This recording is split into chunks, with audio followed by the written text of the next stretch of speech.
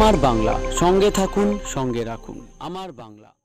চোর সন্ধ্যায় যুবকের মুখে লঙ্কার গুঁড়ো ঢুকিয়ে মারধরের অভিযোগ এলাকার যুবকের বিরুদ্ধে। আশঙ্কাজনক অবস্থায় যুবক সাগর দত্ত হাসপাতালে ভর্তি। ঘটনাকে কেন্দ্র করে ব্যাপক আতঙ্ক নিমতা সুকান্ত পল্লী এলাকায়। ভ্যান চোর সন্দেহে দেবজিৎ শিকদার নামে এক যুবককে বাড়ির ভিতরে ঢুকে মুখে লঙ্কার গুঁড়ো ঢুকিয়ে মারধরের অভিযোগ উঠল এলাকার বেশ কয়েকজন যুবকের বিরুদ্ধে। ঘটনাকে কেন্দ্র করে নিমতা সুকান্তপল্লী এলাকায় ব্যাপক উত্তেজনা তৈরি হয়েছে। ঘটনার পর থেকে আতঙ্কে রয়েছে দেবজিৎ শিকদারের পরিবারের লোকজন। যে সমস্ত যুবকেরা মারধর করেছে তারা এলাকার তৃণমূল কর্মী বলেই পরিচিত। দেবজিৎ শিকদারকে আশঙ্কাজনক অবস্থায় সাগর দত্ত হাসপাতালে ভর্তি করা হয়েছে। হামলাকারী যুবকদের বিরুদ্ধে নিমতা থানায় অভিযোগ দায়ের করা হয়েছে। দেবজিৎ শিকদারের পরিবারের লোকদের দাবি, যে সমস্ত এলাকার ছেলেরা দেবজিতের ওপর এ ধরনের নৃশংস অত্যাচার করেছে তাদের উপযুক্ত যেন শাস্তি দেয় পুলিশ।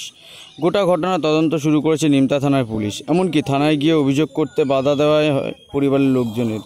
প্রাণে মেরে ফেলার হুমকিও দেওয়া হয় দেবজিৎ শিকদারের পরিবারের। এই মুহূর্তে আশঙ্কাজনক অবস্থায় সাগর দত্ত মেডিকেল কলেজে এবং হাসপাতালে চিকিৎসাধীন অবস্থায় দেবজিৎ শিকদার।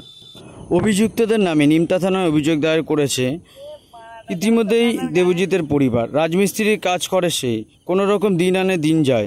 তার মধ্যে চোর সন্দেহে গণপিটুনিতে রীতিমতো আতঙ্কে গোটা পরিবার।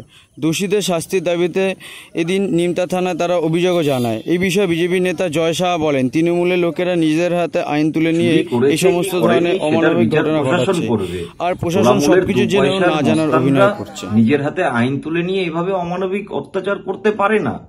জঙ্গল রাজ চলছে নাকি? ডাকাত রানীর আইন নিজেরা লুটে পুটে খেয়ে ফুলে ফেপে উঠছে, সেটা দেখার কেউ নেই।